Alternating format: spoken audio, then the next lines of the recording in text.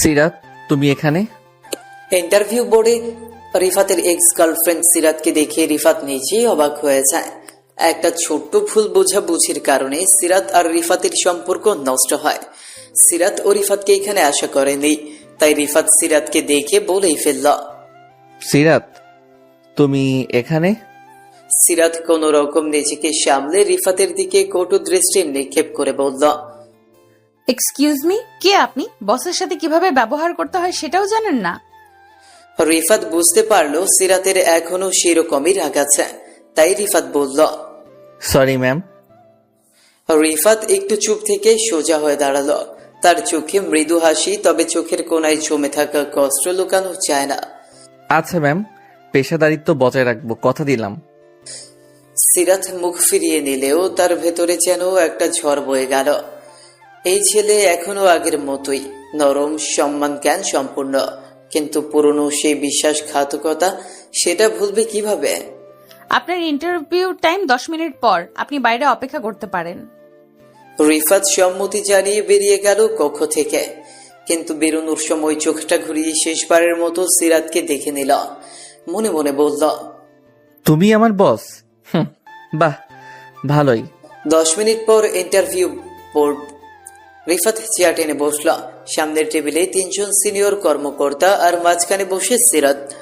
তার ঠোঁটে কঠোর এক হাসি, যেন বলতে চায়, তোমার জন্য আমি কোনো স্পেশাল ট্রিটমেন্ট করব না। মিস্টার রিফাত, আমরা আপনার সিভি দেখেছি, দারুণ প্রোফাইল। তবে আমাদের একটা প্রশ্ন, আপনি কি চাপের মধ্যে কাজ করতে পারেন? রিফাত চোখ সরাসরি সিরাতের দিকে রেখে উত্তর দিল, চাপ তো জীবনেই অনেক ছিল স্যার, এমনকি যখন প্রিয় মানুষটাই শত্রু মনে করে তখনও টিকে থাকার চেষ্টা করেছি। সিনিয়ররা হালকা হেসে ফেললেও সিরাতের মুখ শক্ত হয়ে গেল। সে স্পষ্ট বুঝলো রিফাত ইঙ্গিতে কথা বলছে। তারপর সিরাত বলল, মিস্টার রিফাত, আমরা এখানে ইমোশনাল ড্রামা শুনতে বসিনি। আপনার প্রফেশনালিজম কতটুকু তা দেখাতে এসেছেন, so please maintain the decorum. Rifat মাথা নিচু করে বলল, সরি ম্যাম, আপনি চিন্তা করবেন না, আমি এখন পুরোপুরি প্রফেশনাল।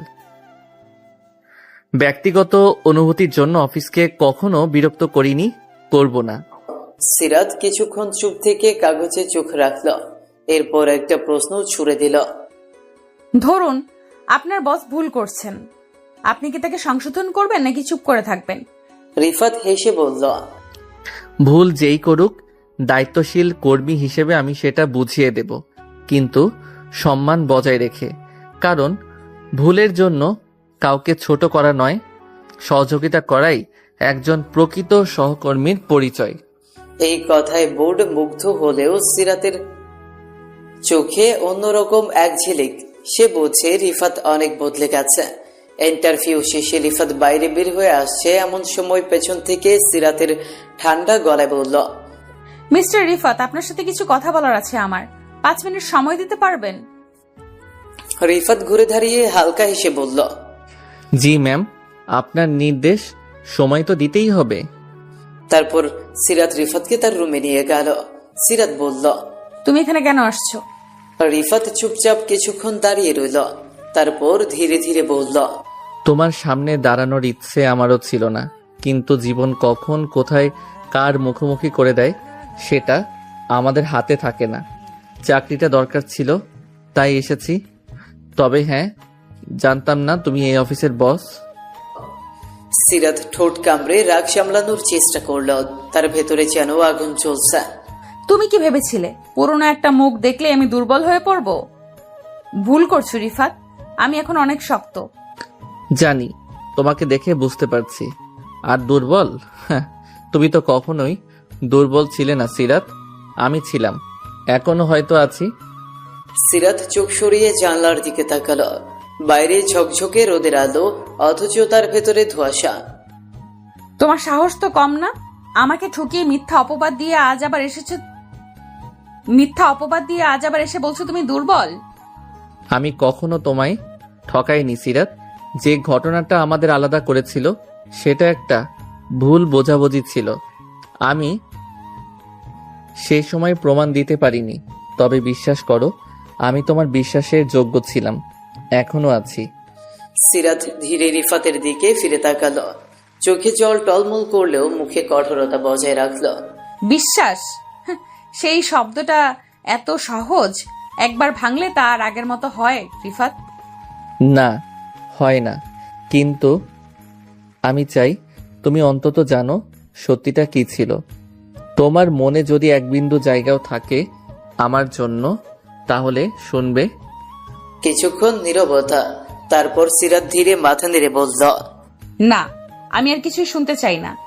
রিফাত আর কিছুই বলতে পারল না। রিফাতের চাকরিটা হয়ে গেছে।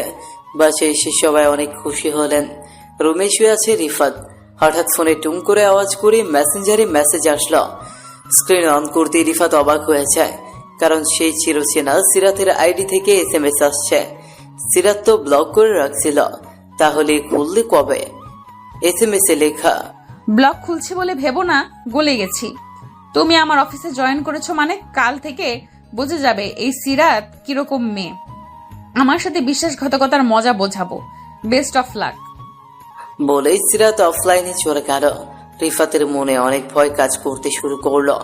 কাল থেকে কি শুরু হবে তার উপর দিয়ে। এইসব ভাবতে ভাবতে কখন যে ঘুমিয়ে গেছে রিফাত জানি না।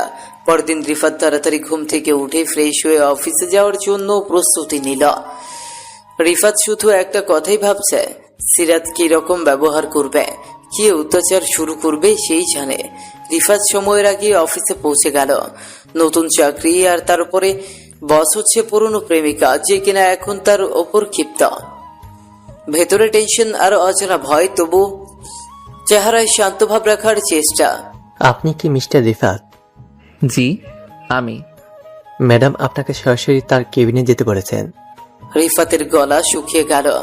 এত সকালে কেন ডেকেছে? সিরাতের কেবিনে গিয়ে রিফাত বলল, আসতে পারি ম্যাম? আসুন, বসুন mister Rifat. Thank you ma'am. Sirat কিছু ফাইল তার দিকে এগিয়ে দিল। এই ফাইলগুলো কালকের মধ্যে শেষ করতে হবে।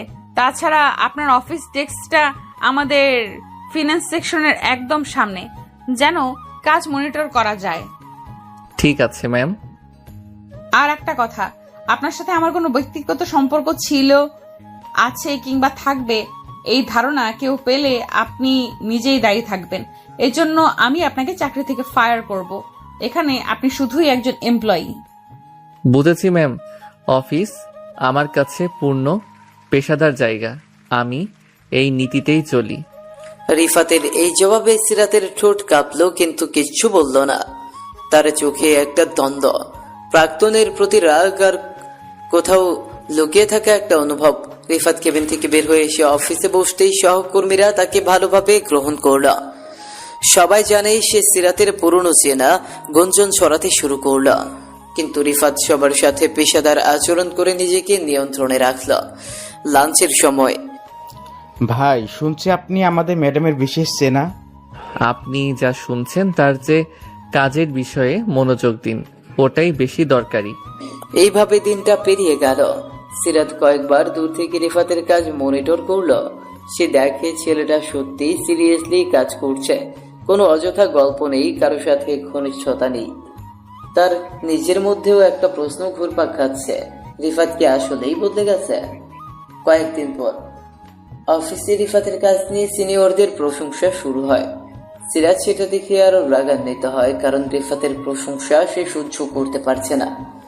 একদিন অফিস শেষে সিরাত একা কেবিনে বসে হঠাৎ রিফাত দরজায় নক করল। ম্যাম, আপনি ডেকেছিলেন?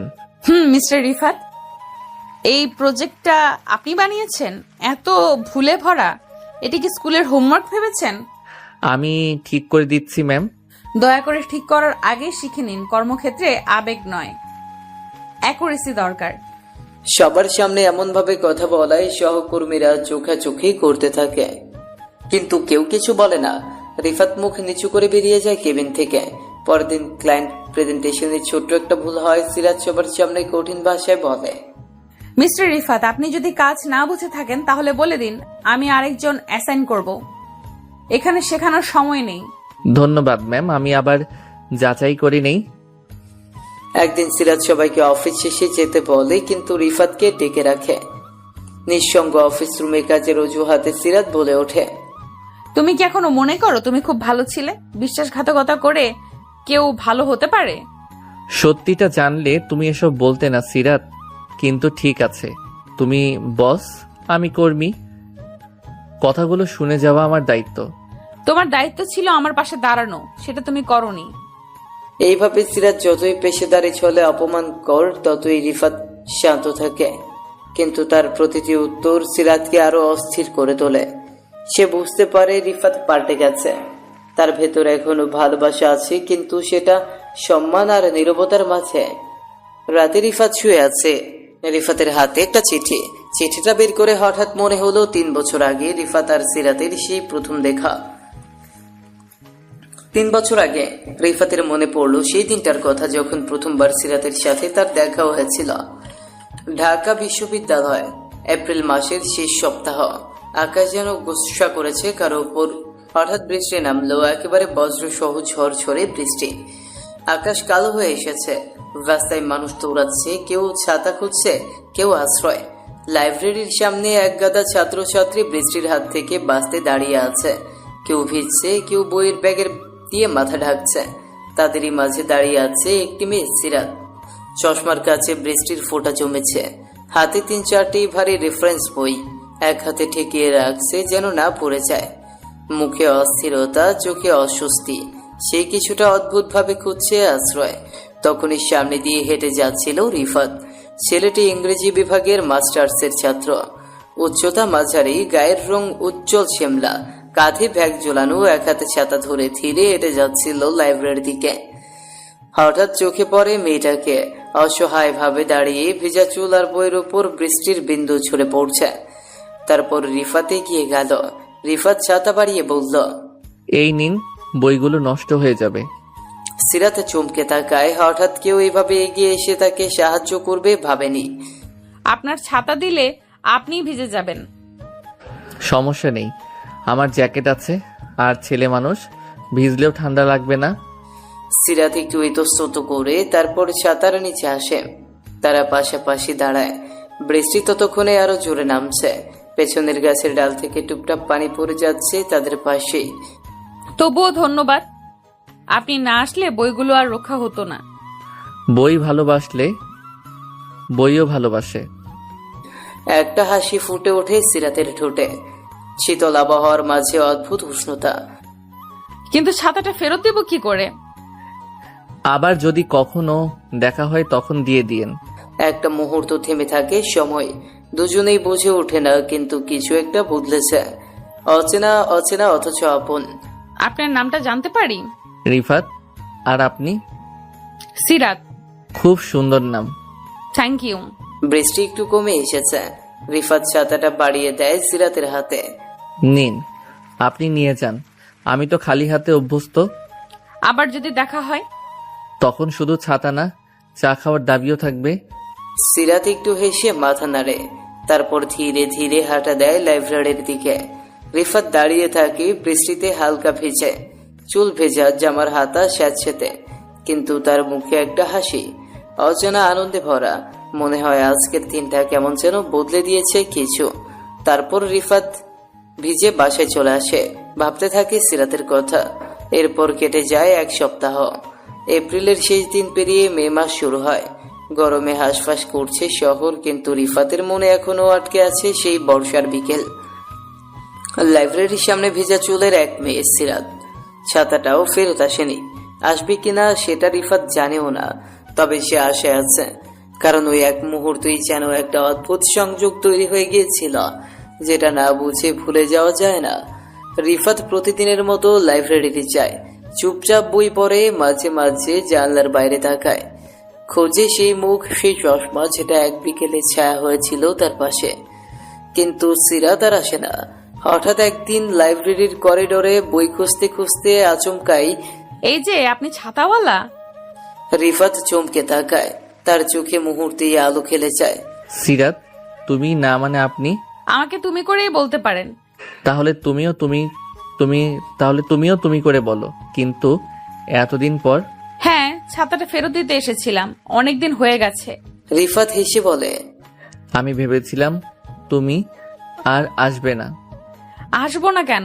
ছাতা তো চায়ের বিনিময়ে ফেরত দেওয়ার কথা ছিল। তাহলে চলো চায়ের দোকানে যাই। ক্যাম্পাসের টিএসির পাশের চায়ের দোকান। দুজনেই পাশাপাশি বসে, ছোট্ট টেবিলে দুটো চায়ের কাপ।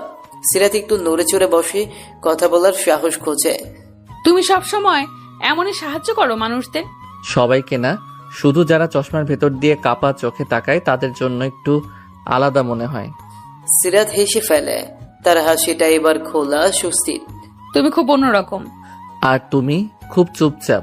ভেতরে যত ভাব, বাইরে তত কম শব্দ। সেটা বোঝা যায়, কিন্তু শব্দ না থাকলেও কিছু কথা থেকে যায়, ঠিক যেমন ওই দিনের মতন। একটা নীরবতা নামে, কিন্তু সেটা অস্বস্তিকর নয়, বরং নরম, কেমন যেন পরিচিত। সন্ধ্যার দিকে তারা হাঁটে ক্যাম্পাসের পথ ধরে। তোমার বইগুলো রক্ষা পেল, আমি খুশি। আর আমার একটা বিকেল মনে রাখার মতো হয়ে গেল। তাহলে হয়তো আরো কিছু বিকেল তৈরি করা যায় একসাথে। সিরাত কিছু বলে না, শুধু তাকায়, চোখে ছোট্ট একটা হাসি। সম্মতির ভাষা শব্দ ছাড়াই। সেদিন ছিল আরেকটা বর্ষাহীন সন্ধ্যা, কিন্তু মনের ভেতরে যেন বৃষ্টি পড়ছিল ধীরে মিষ্টি করে। অচেনা থেকে আপন হবার শুরু হয়তো এখান থেকেই। পরের দিন টিএসসির চায়ের দোকানে বিকেল 5টা বাজে। টেবিলের উপর দুটো কাপ, একটার ধোয়া এখনো হালকা ধোয়াটে, আর একটার ঠোঁট ছুঁয়ে নিয়ে একটু কমে গেছে। রিফাত চুপচাপ তাকিয়ে আছে সিরাতের দিকে, যেন মেয়েটার চোখে কোনো একটা কবিতা লেখা যা সে মুখস্থ করতে চায়। হঠাৎ রিফাত বলে উঠল, তোমার চোখ দুটো খুব অদ্ভুত জানো। কেমন অদ্ভুত? যেন চুপচাপ থেকে সব বলে ফেলে, কিছু না বললেও মনে হয় সব শুনে ফেলেছি। সিরাত একটু হেসে চা খেতে থাকে। হালকা হাওয়ায় চুল উড়ে এসে মুখে লাগে। সে গুটিয়ে কানের পেছনে সরিয়ে নেয়। রিফাত অপলক তাকিয়ে থাকে সেই ছোট্ট অঙ্গভঙ্গির দিকে, কত সাধারণ অথচ কত গভীর। তুমি সবসময় এত সিরিয়াস হয়ে তাকাও কেন? তোমার দিকে না তাকিয়ে থাকা কঠিন। আসলে তোমার পাশে বসে মনে হয় সময় ধীর হয়ে আসে। সিরাত এবার কিছুটা চুপ করে যায়। অদ্ভুত একটা হালকা শ্বাস পড়ে তার বুকে। তার বুকের ভেতরেও কি একটু কাঁপন? আমার খুব একটা বন্ধু নেই এখানে। ক্লাস, বই, লাইব্রেরি, এর বাইরে কিছু ভাবিনি কখনো। তাহলে আজ থেকে ভাবো, আমার মতো একজনকে নিয়ে ভাবা দোষের কিছু না, তাই তো? সিরাত তার চায়ের কাপটা 2 হাতে জড়িয়ে ধরে, যেন কাপের উষ্ণতা তাকে সাহস দিচ্ছে। চোখের কোণে লুকোনো একটা ছোট্ট হাসি। তুমি চা খেতে ভালোবাসো? না, একটু থেমে আবার বলল, তবে যেদিন থেকে ভেজা মেয়েটার পাশে বসে 1 কাপ চা খেয়েছি, সেদিন থেকে মনে হয় চায়েরও একটা গল্প হয়। সিরাত এবার একটু নিচু গলায় হেসে ফেলে। হাসিটার আওয়াজ নেই, কিন্তু চোখ দুটো চকচক করে ওঠে। চা শেষ করে টিএসসি থেকে বেরিয়ে পাশাপাশি হাঁটতে লাগলো দুজন। সূর্য ডোবার আগের নরম আলোয় সুর পড়ছে। রাস্তায় হালকা ভিড়, সিঙ্গারা, চা, বেড়ির দোকানগুলোর আলো জ্বলছে। পেছনে গুনগুন করে কেউ গিটার বাজাচ্ছে। তারা পাশাপাশি হাঁটে, কারো হাতে আর ছাতা নেই, কিন্তু মনে হয় একটা অদৃশ্য ছায়া তাদের দুজনকে এক করে রেখেছে। তোমার নামটা প্রথম যেদিন শুনেছিলাম মনে হয়েছিল সিরাত। এটা শুধু নাম না, যেন কোনো পথ, সরু, গভীর, একটু কঠিন, কিন্তু শেষে নিয়ে যায় কোথাও শান্তিতে। আর তুমি সেই শান্তির ঠিকানার লোক? হয়তো আমি সেই পথের পাশে দাঁড়িয়ে আছি। যদি তুমি হাঁটতে চাও, আমি পাশে পাশে হাঁটবো। একটু চুপ, তারপর, অনেক বছর পর মনে হচ্ছে কেউ আমায় সত্যিই দেখতে চায়, শুধুই আমি হয়ে। রিফাত থেমে দাঁড়ায়। তার চোখে একদম স্পষ্ট করে দেখা যায় কোনো খেলা নয়, কোনো চটুলতা নয়, বরং এক ধরনের গভীর শ্রদ্ধা। তোমাকে দেখা যায় শুধু বাইরের চশমা আর বইয়ের পেছনে থেকে না। তোমার ভিতরের কষ্ট, তোমার নিঃশব্দ লড়াই, তোমার ভালোবাসা, সবকিছু। সিরাত তাকিয়ে থাকে ছেলেটার দিকে। তার ঠোঁট কাঁপে, চোখ ঝাপসা হয়। হঠাৎ কি একটা বলতে গিয়েও থেমে যায়। তারপর ধীরে ধীরে মাথায় হিট করে বলে, আমার ভয় করে আবার কষ্ট না পাই। রিফাত এক ধাপ এগিয়ে আসে, খুব সাবধানে, যেন তার ছোঁয়া যেন সিরাতের ব্যথার ওপর না পড়ে। ভয় করলে পাশে দাঁড়াই কেউ, আমি থাকবো। কষ্ট এলে আমার কাঁধে মাথা রাখবে। একটা নীরবতা নামে, কিন্তু এবার সেটা হৃদয়ের ভাষা হয়ে দাঁড়ায়। সেই দিনের শেষ আলোয় দুজন মানুষ কিছু না বলে অজস্র কথা বলে ফেলল। ছাতার নিচের সেই প্রথম দিনটা আজ রূপ নিচ্ছে এক রঙিন বিকেলের, যেখানে চায়ের ধোঁয়ার সাথে মিলেমিশে যাচ্ছে হৃদয়ের উষ্ণতা। ক্যাম্পাসের গলিগুবছি পেরিয়ে একটা নিরিবিলি পথ। সন্ধ্যা নেমেছে, গাছের পাতায় সোনালি আলো গলে পড়ছে। টিএসসির চায়ের দোকান ছেড়ে তারা হাঁটছে পাশাপাশি, কেউ কিছু বলছে না, কিন্তু এই চুপচাপ হাঁটার ভেতরেই যেন অদ্ভুত এক ঘনিষ্ঠতা জমে উঠেছে। হঠাৎ রিফাত বলে উঠল, তুমি জানো কখনো কখনো একটা বিকেল পুরো জীবন বদলে দিতে পারে। তোমার কথাগুলো সবসময় কবিতার মতো লাগে। তুমি তো নিজের কথাও কবিতা করো, শুধু বোঝো না। সিরাত কিছু বলে না, তার চোখে জল জমে, ঠিক যেমন জমে গভীর শান্তি। কেউ যেন সত্যিই বুঝছে তাকে এতদিন পর এই ভিড়ের শহরে। রিফাত হঠাৎ থেমে যায়, তার মুখে সেই গাঢ় নরম হাসি। তোমার চুলে এখনো সেই দিনের বৃষ্টির গন্ধ লেগে আছে মনে হয়। কি? যেদিন প্রথম দেখেছিলাম ভেজা চুল আর কাচের চশমায় জমে থাকা ফোঁটা, সেই দৃশ্যটা এখনো চোখে ভাসে। জানো কেন? কেন? কারণ ওই প্রথম দেখাতেই আমি আটকে গিয়েছিলাম। সিরাতের গাল রাঙা হয়ে ওঠে, বুকের ভেতর যেন কিছুটা কেঁপে ওঠে, সারা শরীরে শিহরণ ছড়িয়ে পড়ে। সে কিছু বলতে গিয়েও মুখে নিচু করে নেয়। রিফাত ধীরে ধীরে সিরাতের দিকে এগিয়ে আসে, তারপর বলে, আমি জানি তুমি ভয় পাও, আবার ভাঙার ভয়, আবার হারিয়ে ফেলার ভয়, কিন্তু আমি প্রতিশ্রুতি দিতে চাই না সিরাত, আমি অনুভব দিতে চাই। সিরাত ধীরে তাকায় তার চোখে। সেই চোখে ছিল সত্য, ভরসা আর অদ্ভুত এক সাহস। আমি কষ্ট থেকে পালিয়েছি অনেক অনেক দূরে, কারো কাছে নিজের অনুভব খুলে ধরতে সাহস পাইনি কখনো। তাহলে এবার একটু সাহস করো। আস্তে হাতে হাত ধরে আবার বলল, এই হাত ধরো, আমরা একসাথে পালাবো না, একসাথে দাঁড়াবো। সিরাতের চোখে টলমল জল। সে ধীরে নিজের হাতটা রাখে রিফাতের হাতে। রিফাত খুব আলতোভাবে ধরে, যেন ভেঙে না চায়, ঠিক যেমন বুকের ভেতর কেউ কাউকে ধরতে চায়। যত্নে, নিঃশব্দে। চারপাশে যেন কোনো শব্দ নেই, কেবল বাতাসের নরম ছোঁয়া, পাতা ঝরার ধ্বনি আর দুজন হৃদয়ের শব্দহীন কথোপকথন। বটতলার পাশে বসে আছে তারা। রিফাত একটা পুরনো বেঞ্চে বসে, সিরাত পাশে। সন্ধ্যার অন্ধকারে নেমে এসেছে, বাতিগুলো একে একে চলছে। আশেপাশে কিছু ছাত্রছাত্রী, কিন্তু তারা যেন অদৃশ্য হয়ে গেছে রিফাত সিরাতের জন্য। আজ আমার মা বাবার কথা খুব মনে পড়ছে। ছোটবেলায় তারা আমার জন্য ছাতা ধরে রাখতেন, আমি দৌড়ে যেতাম স্কুলে। আজ তুমি ছাতা ধরলে মনে হলো আবার কেউ আমার মাথার উপর আকাশ ধরে রেখেছে। আমি কোনোদিনই পুরো আকাশ হতে পারবো না, তবে যদি চাও তোমার মেঘলা দিনে ছাতা হয়ে পাশে দাঁড়াবো। সিরাত হঠাৎ ঝুঁকে পড়ে, তার মাথাটা রিফাতের কাঁধে এসে ঠেকে। নিঃশব্দ, ভারহীন, কিন্তু গভীর। সেই স্পর্শে রিফাত শীতল হয়ে যায়, আবার উষ্ণতায় ভরে ওঠে। সেই মুহূর্তে আকাশ থেকে বৃষ্টি নামে না, কিন্তু দুজনের ভেতর এক ধরনের বৃষ্টি পড়ে, অদৃশ্য, কোমল, অনুভবে ভেজা। রিফাত আর নড়ে না, যেন পুরো পৃথিবী থেমে গেছে এই একটুকু সময়ের জন্য। রাত নেমে এসেছে, ক্যাম্পাস ধীরে ফাঁকা হতে শুরু করেছে। দুজনেই হাঁটছে গেটের দিকে। হঠাৎ সিরাত বলে উঠল, আজকের রাতটা মনে থাকবে। তবে মনে রাখো, আজ ছিল শুধু শুরু। কাল যদি বৃষ্টি নামে, আমি অপেক্ষায় থাকবো, একটা ছাতা নিয়ে আর বুক ভরে ভালোবাসা নিয়ে। সিরাতের চোখে জল টলমল করছে। সিরাত বলে উঠল, তুমি এমন কেন? তুমি যেমন চেয়েছিলে ঠিক তেমন, একদম তোমার মনের মতো। সিরাত হঠাৎ খুব সাহস করে রিফাতের গালে হালকা একটা চুমু খেয়ে ফেলে, তারপর চমকে উঠে সরে যায়। লজ্জায় লাল হয়ে যায় মুখ। আই এম সরি, আমি না, থ্যাংক ইউ। এভাবেই এক বিকেলের ছায়া গড়ায় গভীর রাতে। একটি স্পর্শ, একটি চুমু, একটি মুহূর্ত, সবকিছু একত্রে বলে দেয় এই ভালোবাসা গড়ে উঠছে ধীরে, গভীরে। অন্ধকারের মাঝেও তাদের ভালোবাসার আলোর রেখা ফুটে উঠছে। পরের দিন বিশ্ববিদ্যালয়ের হলের পেছনে নিরিবিলি কর্নারের দাঁড়িয়েছে সিরাত। এসে দেয়ালে হেলান দিয়ে, এক হাতে ফোন, অন্য হাতে চা, একটু চিন্তিত, একটু কুণ্ঠিত। আজ রিফাত ডেকেছে খুব গুরুত্ব দিয়ে। আর সেটা সিরাতের বুক ধুকপুক করা বাড়িয়ে দিয়েছে কয়েক গুণ। পেছন থেকে রিফাত এসে দাঁড়ায়। হঠাৎ রিফাত বলে উঠল, অনেকক্ষণ অপেক্ষা করলে।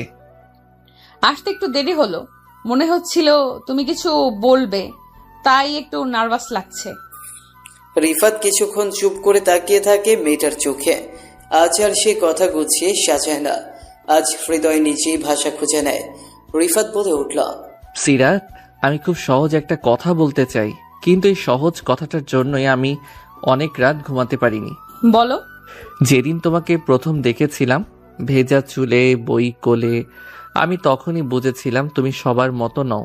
তোমার মধ্যে ছিল এক ধরনের নীরব সৌন্দর্য, যেটা চোখে পড়ে না, হৃদয়ে লাগে।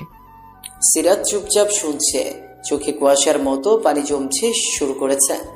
সিরাত ছোট্ট করে বলে উঠল, রিফাত। রিফাত আরো এগিয়ে আসে আর বলে, আমি জানি আমরা খুব বেশি দিন পরিচিত নই, কিন্তু এই অল্প সময়ে তুমি আমার জীবনে এমনভাবে ঢুকে গেছো যে আমি আর নিজেকে আলাদা কল্পনাও করতে পারি না। একটু থেমে গভীর গলায় আবার বলল, আমি তোমাকে ভালোবাসি সিরাত, সত্যিই ভালোবাসি। হঠাৎ যেন সময় থেমে যায়, বাতাসও স্তব্ধ হয়ে দাঁড়ায়। এক মুহূর্তের জন্য পাখিরাও গানের লাইন ভুলে যায়। সিরাত তাকিয়ে থাকে রিফাতের চোখে। সেই চোখে কোনো লুকোনো খেলা নেই, কোনো হিসাব নেই, শুধু একরাশ অপেক্ষা। সিরাতের চোখে জল টলমল করছে। সিরাত বলে উঠল, তুমি জানো এই কথাটা আমি কতবার কল্পনা করেছি। কেউ বলবে, কেউ এইভাবে বলবে, কেউ এমন চোখে তাকাবে, আর যখন সেটা তুমি বললে আমি বুঝলাম আমি সেই প্রথম দিন থেকেই ভালোবেসে ফেলেছিলাম। তুমি? সিরাত চোখের জল মুছতে মুছতে বলল, হ্যাঁ রিফাত, আমিও তোমাকে ভালোবাসি, ভীষণ ভালোবাসি। রিফাত ধীরে হাত বাড়িয়ে দেয়। সিরাত এগিয়ে এসে আলতোভাবে সেই হাত ধরে। এবার আর ভয় নেই, সংশয় নেই, শুধু নিশ্চিত এক মায়াবী বন্ধন। রিফাত সিরাতকে আলতোভাবে জড়িয়ে ধরে। এই স্পর্শে নেই কোনো অশ্লীলতা, আছে শুধুই ভালোবাসা। 2 দিন পর লাইব্রেরির সামনে, যেখানে তাদের প্রথম দেখা হয়েছিল, আজ বৃষ্টি নেই, আকাশ আজ স্বচ্ছ, রোদ হালকা, কিন্তু দুজনের হৃদয় চলছে রংধনুর খেলা। হঠাৎ রিফাত বলে উঠল, তোমার মনে আছে এখানে প্রথম ছাতাটা দিয়েছিলাম? হ্যাঁ, আজ আমি চাই সেই ছাতার নিচে সারা জীবন থাকি। রিফাত কানে ফিস ফিস করে বলল, সেই ছাতার নিচে চা খাবো, গল্প করব, ঝগড়া করব, কিন্তু পাশে থাকবো। পাশে থাকাটাই সবচেয়ে বড় ভালোবাসা। কিছুক্ষণ চুপ থাকার পর সিরাত বলে উঠল, সিরাত, আমি বইমেলায় যাব, তুমি যাবে? অবশ্যই, চলো। তারপর দুইজন হাঁটতে হাঁটতে বইমেলা প্রাঙ্গণে চলে আসে। সন্ধ্যার আলোয় ভিড়ের মাঝখানে রিফাত এক হাতে সিরাতের হাত ধরে আছে, অন্য হাতে ব্যাগ ভর্তি বই। চারপাশে ভিড়, আলো ঝলমলে, কিন্তু তার চোখ শুধু সিরাতেই আটকে। রিফাত বলল, আজ তোমাকে না আনলে আমার বইমেলা অসম্পূর্ণ থেকে যেত। তুমি ছাড়া সবকিছু ফাঁকা লাগে। তুমি না থাকলে আমি তো মেলাই চিনতাম না। এটা আসলে তোমার জগৎ, আমি অতিথি। তুমি অতিথি না সিরাত, তুমি এখন আমার জগতের কেন্দ্র। আমি বই পড়ি, কবিতা লিখি, বৃষ্টিতে ভিজি, সবই তোমাকে ভাবতে ভাবতে।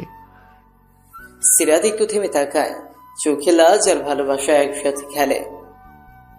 তুমি কি কখনো ভেবেছো আমরা এমন করে জীবনটা একসাথে কাটাবো? প্রতিদিন ভাবি। ভোরবেলা উঠে তোমাকে দেখি, চায়ের কাপ হাতে তোমার মুখোমুখি বসি। সন্ধেবেলা ঝগড়া করি, কোনো সিরিজ দেখবো সেটা নিয়ে। তারপর রাতের শেষ গল্পটা বলি তোমার কানে ফিস ফিস করে। সিরাত চোখ নামিয়ে ফেলে, তার চোখে জল জমছে, শুধু ভালোবাসায় নয়, এক ধরনের ভয়। আমার ভয় করে রিফাত, সম্পর্কগুলো আজকাল বেশি দিন টেকে না। একটা সময় গিয়ে সবকিছু বদলে যায়। তুমি যদি একদিন বদলে যাও? আমি যদি বদলাই, তবে সেটা হবে তোমাকে আরো বেশি ভালোবাসার দিকে। কারণ আমি যদি তোমার অভ্যাস হয়ে যাই, তাহলে নিজেকে বদলাতে পারি না আর। সেই মুহূর্তেই লোকজন, আলো, চারপাশের শব্দ সব ধ্বংস হয় এক নিঃশব্দ হৃদস্পর্শে। রিফাত সিরাতের দিকে এক ধাপ এগিয়ে এসে তার কপালে একটা আলতো চুমু খায়। আশেপাশের মানুষ থাকলেও সেই স্পর্শ শুধু তাদের ছিল নিজস্ব ও অদ্বিতীয়। বইমেলায় আরো কিছুক্ষণ সময় কাটিয়ে রিফাত আর সিরাত বাসে ফিরে আসে। এভাবেই কিছুদিন রিফাত আর সিরাতের প্রেমের খুনসুটিতে কিছুদিন কেটে গেল। বেশ কিছুদিন পর সিরাত রিফাতকে ফোনে পাচ্ছে না। হোয়াটসঅ্যাপে সিন দেখাচ্ছে কিন্তু কোনো রিপ্লাই নেই। সে ভেতরে ভেতরে কাঁপছে, মন খারাপ করছে, সন্দেহ ঢুকে যাচ্ছে মাথায়। অন্যদিকে রিফাত একটা ওয়ার্কশপে স্পিকার হয়ে গিয়েছে, ফোন সাইলেন্ট, চোখ বন্ধ। কাজ শেষ করে বের হয়ে দেখে 11টা মিসড কল আর অনেকগুলো মেসেজ, সিরাতের মেসেজ। রিফাত দৌড়ে কল করে। সিরাত, প্লিজ রাগ করো না, আমি একটা সেশনেই ছিলাম, ফোন সাইলেন্ট ছিল। তুমি জানো তো, তোমার কথা না বললে আমার দিনই শুরু হয় না। তুমি একটা বারও জানাও না, আমি ভাবতে থাকি যদি তুমি আর আগের মতো না থাকো। তোমার ধারণা আছে আমি কেমন কাটাই সময়টা তোমাকে ছাড়া? তুমি যদি বুঝতে তাহলে রাগ করতে পারতে না, বরং আমাকে জড়িয়ে ধরে বলতে, দূরে থেকেও তুমি আমার সবটা হয়ে আছো। সিরাত চুপ করে থাকে। ফোনে শুধু দুজনের নিঃশ্বাস শোনা যায়। আবার রিফাত বলে উঠল, আমি চাই না আমাদের মধ্যে কিছুর দেয়াল উঠুক। তুমি আমার এবং আমি তোমার। কখনো ভুল বোঝাবুঝি হলে দয়া করে আমায় আগে জিজ্ঞেস করো, আমি অপেক্ষা করব প্রতিবার। আমি ভয় পাই বলেই হয়তো বেশি আশা করি। তোমাকে ভালোবেসে ফেলেছি খুব গভীরে, তাই একটু বেশি অভিমান হয়। তোমার প্রতিটা অভিমানই আমার জন্য প্রমাণ যে তুমি আমায় ভালোবাসো। পরের দিন দোতলার বারান্দায় রাতের চাঁদ দেখতে দেখতে রিফাত সিরাতকে একটা চিরকুট দেয়। চিরকুটে লেখা, তোমার অভিমান আমার সবচেয়ে প্রিয় জিনিস, কারণ তাতে আমার ভালোবাসার ছায়া পড়ে। তুমি রাগ করো কিন্তু চলে যেও না, কারণ তুমি না থাকলে আমি থাকলেও থাকি না। সিরাত সেই চিরকুট বুকে চেপে ধরে, তার চোখে জল, ছোটে এক বিন্দু হাসি। তারপর মুখ ঘুরিয়ে ফিস ফিস করে বলে, আমি কোথাও যাব না রিফাত, তুমি আছো, এটাই আমার নিরাপদ আশ্রয়। ভালোবাসা যদি এক নৌকা হয় তবে বিশ্বাস আর বোঝাপড়া তার দুই তার। কিন্তু মাঝে মধ্যে একটাতে একটু ফাটল ধরলেই নৌকাটা দোলে ওঠে। সিরাত আর রিফাতের সম্পর্কতেও এরকম একটা ঝড় আসে আর সব এলোমেলো হয়ে যায়। বিশ্ববিদ্যালয়ের ক্যাফেটেরিয়া, এক ব্যস্ত দুপুর। সিরাত দূর থেকে দেখে রিফাত এক মেয়ের পাশে বসে কথা বলছে। নাম তাসনিম, রিফাতের ডিপার্টমেন্ট, মাস্টার্সে নতুন এসেছে। তারা হাসছে, একটু ঘনিষ্ঠভাবেই কথা বলছে মনে হলো সিরাতের কাছে। সিরাত থেমে যায় দূর থেকে, চোখ আটকে যায় ওদের কথোপকথনে। তার বুকটা হঠাৎ কেমন করে ওঠে। সেই দিন রিফাত আর সিরাতের দেখা হয়নি। রিফাত ফোনও করেনি। সিরাত শুধু একটি মেসেজ করে, ভালো থাকো, ব্যস্ত থেকো, আমি তোমার সময় নষ্ট করতে চাই না। রিফাত প্রথমে মেসেজটা দেখে কিছুই বুঝতে পারে না। তখনই তাসনিম আবার ফোন করে বলে, তোমার বন্ধু সিরাত না? ক্যাফেতে ওকে দেখলাম, খুব বিরক্ত মনে হচ্ছিল। রিফাত বুঝতে পারে কিছু একটা ঘটেছে। পরদিন লাইব্রেরির করিডোরে রিফাত দৌড়ে আসে সিরাতের সামনে। রিফাত অস্থির গলায় বলল, তুমি এমন করে মেসেজ করলে কেন? আমি কি কোনো ভুল করেছি? সিরাত ঠান্ডা গলায় বলল, তোমার সময়ের মূল্য বুঝি এখন। আমি তো জানতাম না তোমার পাশে অন্য কেউ আরো গুরুত্বপূর্ণ হয়ে উঠেছে।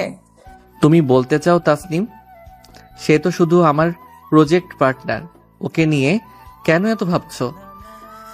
আমি ভেবেছিলাম তুমি আমাকে নিয়ে ভাবো, কিন্তু এখন দেখি আমি কেবল তোমার দিনচর্যার অংশ। ভালো লাগলে থাকি, দরকার শেষ হলে সরেও যাই। রিফাতের রেগে গিয়ে বলল, তুমি আমার বিশ্বাসটাই প্রশ্ন করছো সিরাত? আমি তোমাকে ভালোবাসি, আর সেটার প্রমাণ আমাকে প্রতিদিন দিতে হবে? সিরাতের চোখে জল টলমল করছে, তবুও ভাঙা গলায় বলল, ভালোবাসা বলছি এমন হয় যে আমি নিজের চোখে কিছু দেখেও বিশ্বাস করব না। হ্যাঁ, তাহলে তুমি নিজের বিশ্বাসটাই হারিয়ে ফেলেছো। আমি না হয় এখনই দূরে যাই, যেন সন্দেহের বিষে তোমার ভালোবাসা না পড়ে যায়। দুজনেই চুপ।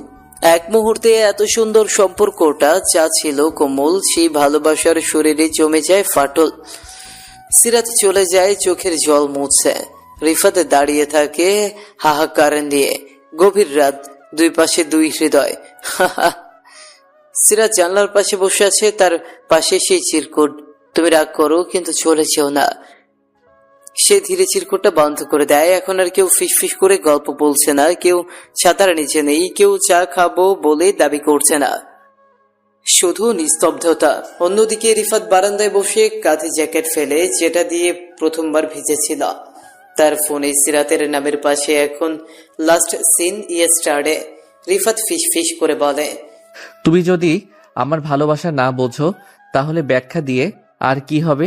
ভুল বুঝাবুঝির আগুন ভালোবাসার ভেতরে লাগে যখন, তখন তা শুধু ক্ষত রাখে না, অভিমান নামক অদৃশ্য দেয়াল তুলে দেয়। রিফাত আর সিরাত এখন সেই দেয়ালের দুই পাশে দাঁড়িয়ে, চোখে জল, মুখে নীরবতা, আর হৃদয়ে একটাই প্রশ্ন, সে কি সত্যিই আমাকে বোঝে? 2 সপ্তাহ কেটে গেছে, কোনো যোগাযোগ নেই। সিরাত আর রিফাত কেউই কোনো যোগাযোগ করেনি। রিফাত প্রতিদিন ফোন হাতে নিয়ে বসে আবার রেখে দেয়। সিরাত চুপচাপ, মুখে কেউ কিচ্ছু টের পায় না, কিন্তু তার চোখের নিচে কালি পড়ে গেছে। বন্ধুরা জিজ্ঞেস করে, সিরাত শুধু হেসে বলে, কিছু কিছু গল্প অপূর্ণই থেকে যায়। অন্যদিকে রিফাত মাঝে মাঝে ডায়েরি লিখে। আজ লিখছে, 19 মে, আজ 2 সপ্তাহ আমি আর সিরাত কথা বলিনি। সে আমার উপর বিশ্বাস হারিয়েছে, অথচ আমি আমার সবটা দিয়েছিলাম। যদিও বলতো তোমায় বিশ্বাস করি না, আমি প্রমাণ দিতাম, কিন্তু ও বললই না কিছু, শুধু চলে গেল। ভালোবাসা কি এত সহজে ফুরিয়ে যায়, নাকি ভাঙার আগে আমরা একে রক্ষা করার চেষ্টাটাও আর করি না? এভাবেই আরো কিছুদিন কেটে গেল। আজ বিশ্ববিদ্যালয়ের শেষ ক্লাস, সবাই ব্যস্ত ছবি তোলায়। স্যারের হাতে ফুল দিচ্ছে, সিরাত এক কোণে দাঁড়িয়ে চুপচাপ। রিফাত তাকে দেখে কিন্তু কাছে যায় না। তাদের মাঝে আজ শুধুই নীরবতা, না বলা হাজার কথা নিয়ে গড়া এক শূন্যতা। হঠাৎ হস্টেলের দিকে হাঁটা দেয় সিরাত, হাতে একটা খাম। রিফাত একটু দূরে দাঁড়িয়ে দেখে তার নাম লেখা সেই খামের ওপর। সে ছুটে যায় না, সে জানে সিরাত বুঝে গেছে সে আসছে না। সেই রাতে রিফাত খামটা খোলে, চিঠিতে লেখা, রিফাত, হয়তো তোমার কাছ থেকে দূরে যাওয়াটাই আমার সবচেয়ে কষ্টের সিদ্ধান্ত ছিল, কিন্তু আমি নিজের ভেতরে ভয়কে জয় করতে পারিনি।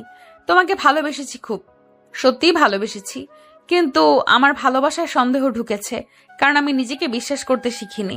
তোমাকে ছোট করে দেখিনি কখনো, কিন্তু এতটাই বড় করে দেখেছি যে নিজেকে তোমার উপযুক্ত মনে করিনি। হয়তো তুমি কাউকে পাবে যে তোমাকে শুধু ভালোবাসবে না, বুঝবেও।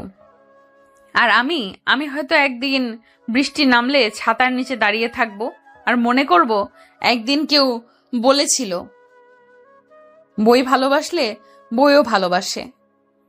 রিফাত বারান্দায় দাঁড়িয়ে থাকে, হাতে সেই চিঠি, চোখে জল নেই, শুধু ঠোঁটে একটা তিক্ত হাসি। চারপাশে বৃষ্টি পড়ছে, কিন্তু এখন সে আর কারোর জন্য ছাতা বাড়িয়ে দেয় না। ফ্ল্যাশব্যাক শেষ, বাস্তবে রিফাত কখন ঘুমিয়ে যায় নিজেও জান না। পরদিন রিফাত যথারীতি সময় মতো অফিস আসে। আজ তার প্রেজেন্টেশন আছে এক বড় ক্লায়েন্টের সামনে। সে মাথা নিচু করে কাজ করছে। সহকর্মীরা বলছে ছেলেটা সিরিয়াস, তার মধ্যে কেমন একটা অভিজাত নীরবতা। সিরাত দূর থেকে তাকিয়ে দেখছিল। হঠাৎ তার মনে পড়ে গেল সেই দিনটার কথা, যেদিন রিফাত তাকে এক হাতে ছাতা ধরে বৃষ্টির ভেতর বাড়িতে পৌঁছে দিয়েছিল। তখন তো সে আর এরকম রাগে ছিল না। ক্লায়েন্ট মিটিং শুরু হলো। প্রেজেন্টেশনের প্রতিটি স্লাইড নিখুঁত। রিফাত আত্মবিশ্বাসের সাথে কথা বলছে। ক্লায়েন্টরা খুশি, বারবার প্রশংসা করছে। Mr. Rifat, I must say, this was a flawless presentation, very professional. Your company is lucky to have you. এই প্রশংসায় সিরাতের মুখ কিছুটা শক্ত হয়ে গেল। মিটিং শেষ হতেই সবার মুখে একটাই কথা, রিফাত তো দারুণ পারফর্ম করছে। সিরাত কেবিনে ঢোকার সাথে সাথেই ক্লাস টেবিলের উপর রাখা কফির কাপটা ছিটকে ফেলল। সে জানে তার রাগের কারণ রিফাত নয়, বরং নিজের ভেতরের হেরে যাওয়া অনুভূতিটা। রাতের বেলা অফিসের সবাই চলে গেছে, শুধু রিফাত আর সিরাত বাকি। রিফাত কাজ গুছিয়ে চলে যেতে নিচে নামছিল, হঠাৎ লিফটের সামনে সিরাত দাঁড়ানো। এই কাজের প্রশংসা পেয়ে খুব গর্ব হচ্ছে তোমার? না, গর্ব নয়, দায়িত্ব। কাজের প্রশংসা মানে দায়িত্বটা ঠিকঠাক পালন করছি। তুমি কি এখনো মনে করো তুমি নির্দোষ? আমি আমার দোষ স্বীকার করতে জানি সিরাত, কিন্তু তুমি কখনো আমাকে সুযোগ দাওনি সত্যিটা বলার। শুধু রাগে হটকারিতায় সম্পর্কটাকে শেষ করে দিয়েছিলে। তুমি আমার পাশে থাকলে আমি হয়তো আজ অন্যরকম হতাম রিফাত। এখনো দেরি হয়নি সিরাত, আমি আজও ভালোবাসি, কিন্তু ভালোবাসা মানে জোর করা নয়। তুই যদি চাও আমার ভালোবাসা তোমার অপেক্ষায় থাকবে, না চাইলে একটা শ্রদ্ধাশীল দূরত্ব থাকবে। সিরাত কোনো কথা বলল না, তার চোখে জল, মুখে স্তব্ধতা। রিফাত ধীরে ধীরে চলে গেল লিফটে। রাত গভীর, সিরাত একা কেবিনে বসে কাচের ফাইলে চোখ নেই, কেবল একটাই প্রশ্ন বারবার মনে আসছে, রিফাত কি ফিরে আসবে, নাকি সে শুধু দায়িত্ব পালন করে চলে যাবে সব ভালোবাসা রেখে। পরের দিন অফিস শেষে সন্ধ্যা নেমেছে শহরের আকাশে। অফিস বিল্ডিং এর চারপাশে আলোর জোছনা, কিন্তু তবুও কেমন যেন একটা শূন্যতা। সিরাত কেবিনে একা বসেছিল। কাজের চাপে অফিসে থাকতেই হলো বাড়তি কিছুক্ষণ। বাইরে তখন বৃষ্টি থেমে গেছে, রাস্তা ভিজে চকচক করছে। ক্লান্ত দিকে ঘড়ির চোখে তাকিয়ে দেখে রাত 8:15। হালকা করে একটা নিঃশ্বাস ছেড়ে সে ল্যাপটপ বন্ধ করে ফেলল। ব্যাগ কাঁধে ঝুলিয়ে ধীরে ধীরে নেমে গেল নিচে পার্কিং এরিয়ায়। ওপরে লিফটে নামতে নামতে একটা ফোন কলে ব্যস্ত হয়ে পড়ে। জি স্যার, প্রেজেন্টেশনের সব ফাইনাল ডকুমেন্ট আমি কাল সকালেই মেল করে দিব। হ্যাঁ, ক্লায়েন্টদের সব চাহিদা মিলিয়ে দেখেছি। হেডফোনে কথা বলতে বলতে পার্কিং লটের দিকে হেঁটে যাচ্ছিল সিরাত। চারপাশে নির্জন, শুধু বাতির টিমটিমে আলো। ঠিক তখনই পেছন দিক থেকে একটা গা শিউরে ওঠা আওয়াজ। অফিসটা অনেক রাত পর্যন্ত চালান তো ম্যাডাম? সিরাত থেমে গেল, গলায় চিন্তিত ভঙ্গি। ঘাড় ঘুরিয়ে দেখলো 3 জন অচেনা যুবক তার পেছনে দাঁড়িয়ে আছে। একজনের হাতে হেলমেট, আর একজন সিগারেট টানছিল। চেহারায় স্পষ্ট হিংস্রতা, চোখে অসুস্থ রাগ। আপনারা কে, এখানে কি করছেন? আমার ভাইকে আপনি অফিস থেকে বের করে দিয়েছেন। তার বাচ্চা আছে, সংসার আছে। আপনি কিছু না জেনে রিপোর্টের ওপর ভরসা করে তাকে বরখাস্ত করেছেন। আজ তার বদলা নেব। সিরাত ব্যাগটা শক্ত করে চেপে ধরে, পাপা করে পিছিয়ে যায়, কিন্তু দেয়াল পেছনে। হাত কাঁপছে, মুখ ফ্যাকাশে। সে ব্যাগ পকেট থেকে ফোনটা বের করার চেষ্টা করছিল, তখনই একজন ঝাঁপিয়ে পড়ে ওর ফোনটা ফেলে দেয় মাটিতে। স্ক্রিন ভেঙে যায়। সিরাতের মুখ দিয়ে বেরিয়ে আসে চাপা চিৎকার। হেল, কেউ আছেন?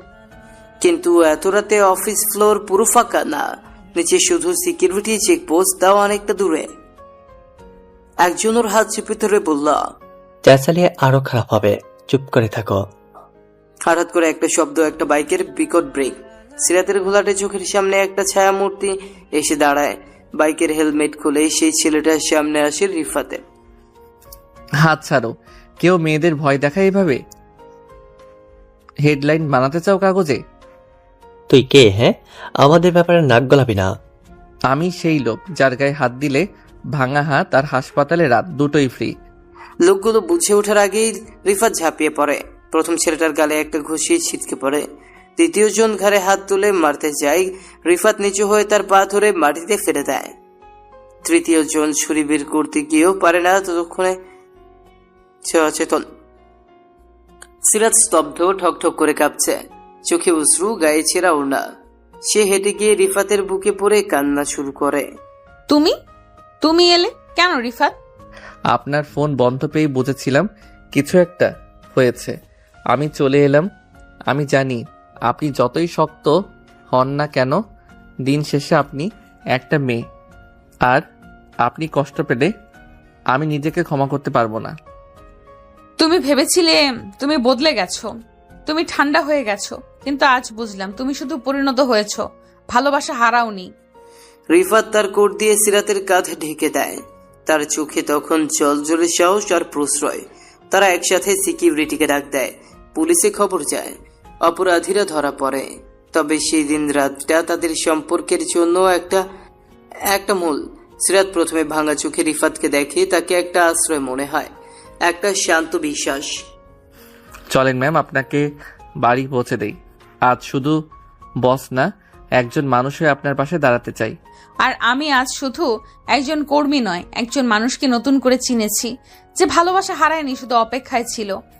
সেই রাতের বৃষ্টি যেন আবার ফিরে এলো, কিন্তু এবার ছাতা ধরেছিল রিফাত, আর সিরাত তাকে চোখের জলে ভিজতে দিল না। সেই রাতের পরদিন সকালে অফিসের করিডোরে সবাই যার যার ডেস্কে কাজে মনোযোগী। রিফাত যথারীতি সময়ের আগে অফিস চলে এসেছে। ডেস্কে বসে মন দিয়ে রিপোর্ট যাচাই করছে। চোখে ঘুম নেই, কিন্তু মন ফুরফুরে। বড্ড অন্যরকম একটা অনুভূতি কাজ করছে ওর ভেতরে। কি যেন ঘটেছে আগের রাতে, যার প্রভাব এখনো বুকের ভেতর টকবক করছে। তবে যেটা রিফাত টের পায়নি সেটা হলো আজ সিরাতও এসেছে কিছুটা আগে ভাগেই। সে তার কেবিনের জানলার ফাঁক দিয়ে চুপচাপ তাকিয়ে আছে রিফাতের দিকে। চোখে আর সে আগুন নেই, আজ তার চোখে দ্বিধা, নরম একটা কুয়াশা, যেন কিছু একটা বোঝার চেষ্টা করছে এই ছেলেটা কিভাবে এতটা বদলালো। সে যে একদিন কেঁদে বেরিয়েছিল এই রিফাতের জন্য, আজ সেই রিফাত তাকেই চোখ মেলে আগলে রাখছে। বেলা 11টা। সিরাত নিজেই ফোন করে রিফাতকে কেবিনে ডাকলেন। আপনি ডেকেছেন ম্যাম? হ্যাঁ, এই ফাইলটা রিভিউ করে দিও। আর তোমার গতকালকের ক্লায়েন্ট ইমেলটা আমি পড়েছি, ভালো হ্যান্ডেল করেছো। ধন্যবাদ ম্যাম। এই প্রথম সিরাতের কণ্ঠে কোনো রাগ বা খোঁচা ছিল না, একটা নরম সুর, যেন ইচ্ছে করেই সে রিফাতকে অপমান নয় উৎসাহ দিতে চাইছে। লাঞ্চ ব্রেকে সিরাত ক্যান্টিনে গিয়ে বসে এক কোণে। চোখ ঘুরিয়ে দেখে রিফাত দূরে বসে সালমান আর 2-3 সহকর্মীর সঙ্গে খাচ্ছে, হাসছে। তার চোখে আবারও সেই পুরনো স্মৃতি ভেসে ওঠে, যখন রিফাত তার জন্য খাওয়া দাওয়া ভুলে যেত, ছোট্ট জিনিসে খুশি করত তাকে। তখনই সে নিচের অজান্তেই চাপা দীর্ঘশ্বাস ফেলে। সেদিন বিকেলে রিফাত যখন একা করিডোর দিয়ে যাচ্ছে, পেছন থেকে সিরাত ডাক দেয়। রিফাত, একটা কথা বলবো? জি বলুন ম্যাম। আজ কেমন আছো তুমি? ভালোই, কাজ আর আপনার নির্দেশ এই দুই নিয়েই বেঁচে আছি। সব সময় এত পেশাদার থাকতে হয় না। আমি চাই তুমি নিজেকে একটু হালকা করে ফেলো, সব বোঝা একা টানার দরকার নেই। রিফাত থমকে যায়। কথাটা যেন খুব সাধারণ ছিল, কিন্তু হৃদয়ে ধাক্কা দিল। একটা সময় সেই মেয়েটার এমন কথার জন্য অপেক্ষা করত, আজ সেটা শুনে নিচেই থমকে গেছে। রাতের বৃষ্টি। অফিস থেকে বের হচ্ছিল রিফাতের ছাতা হাতে, হঠাৎ পেছন থেকে একজোড়া পায়ের শব্দ। সিরাত একা ভিজতে ভিজতে নিচে নেমে এসেছে। একসাথে হাঁটবো? অবশ্যই, কিন্তু আপনি তো গাড়িতে। আজ ইচ্ছে করেই হেঁটে যাচ্ছি, কিছু কথা বলা দরকার। রাস্তায় হাঁটছে দুজন, ছাতার নিচে ঘন নীরবতা। বাইরে ভিজে রাস্তার মতোই যেন ভিজে আছে ভেতরটা। রিফাত, একটা কথা বলবো, সত্যি বলবে? কেন তুমি সেদিন আমাকে বাঁচাতে ছুটে এলে? কারণ আপনাকে এখনো আমার কেউ মনে হয়। আপনি ভুল বুঝে থাকলেও আমি আজও আপনাকে ভুলে যেতে পারিনি। ভালোবাসা তো সময়ের সাথে শেষ হয় না, বদলায়, বেড়ে যায়। সিরাতের চোখে জল চলে আসে। সে মুখ ফিরিয়ে নেয়, কিন্তু গলার কাঁপুনি রিফাত বুঝতেই পারে। আমি ভেবেছিলাম তুমি আমায় ঠকিয়েছিলে, কিন্তু আজ বুঝছি ঠকে গিয়েছিলাম আমি আমার ভুলের কারণে। ভুল ছিল আমাদের দুজনেরই। আমি হয়তো তোমার পাশে দাঁড়াতে পারিনি ঠিকভাবে, কিন্তু আজ আছি পাশে প্রতিটা মুহূর্তে। এইভাবে প্রতিদিন একটু একটু করে বদলে যেতে থাকে সিরাত। তার চোখে আজ আর রিফাত শেখ বিশ্বাসঘাতক না, সে একজন নির্ভরতার নাম। অফিসে এখন সিরাত আর কখনো রিফাতকে অন্যদের সামনে ছোট করে না, বরং 2-1বার তাকে খোলাখুলি প্রশংসাও করে।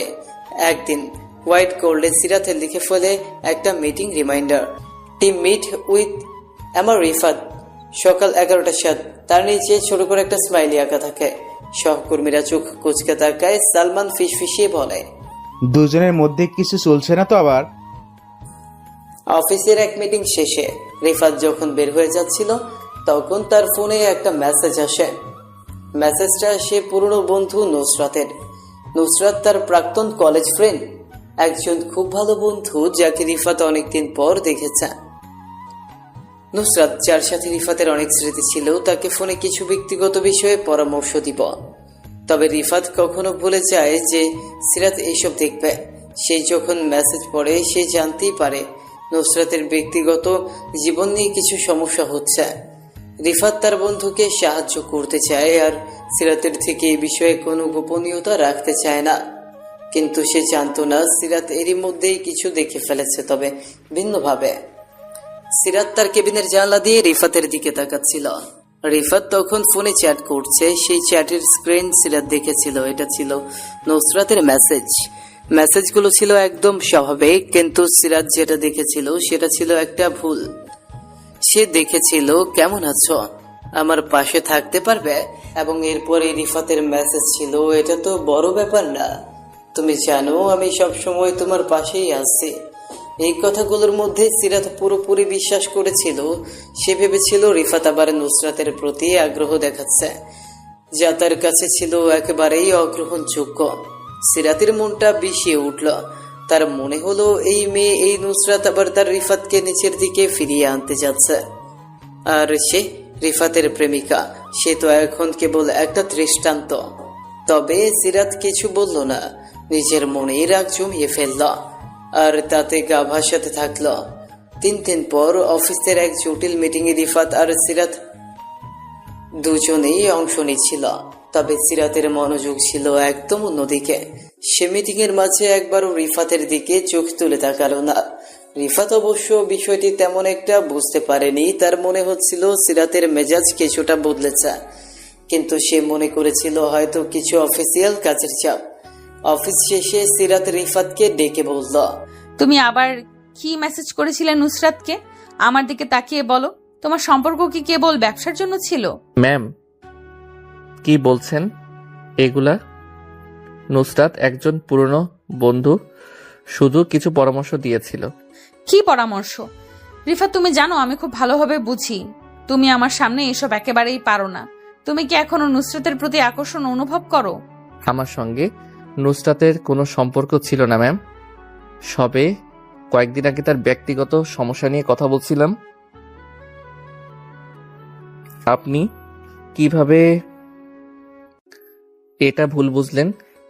সিরাত কিছু বলল না, শুধু চোখে চোখ রেখে রিফাতের দিকে তাকিয়ে রইল। তবে তার মন ছিল একদম গুলিয়ে গিয়েছিল। তার মধ্যে আতঙ্ক, সন্দেহ আর কষ্টের মিশ্রণ। সে জানতো না রিফাত সত্যি নুসরাতের সঙ্গে কিছু করেছে, কিন্তু তার মন কিছুতেই শান্ত হচ্ছিল না।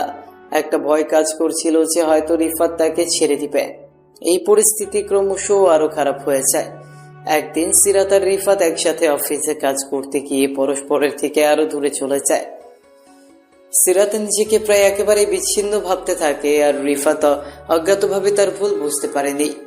অফিসের সবাই জানতো দুজনের মধ্যে কিছু একটা ঘটেছে, কিন্তু দুজনেই মুখে কিছু বলেনি।